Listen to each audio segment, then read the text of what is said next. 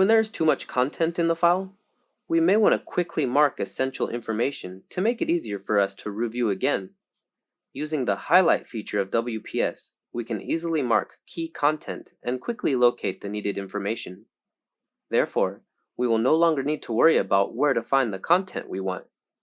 There are two highlight types in WPS Highlight feature. 1. Highlight text. Click Tools, select Highlight in the annotation window,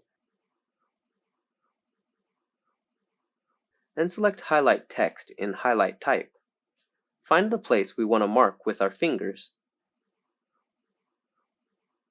Press and drag, then WPS will intelligently highlight the text content within the range. 2. Regional Highlight. We can also choose Regional Highlight. The format of the content marked by Regional Highlight will not be restricted.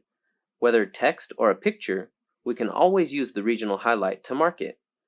Swipe your finger to highlight the corresponding content. It will make it easier for us to locate information. We can also select different color to highlight different content.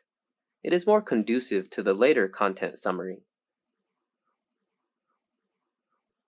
Also, when we share the file, others can also see the clear highlight mark when reading. Did you get it?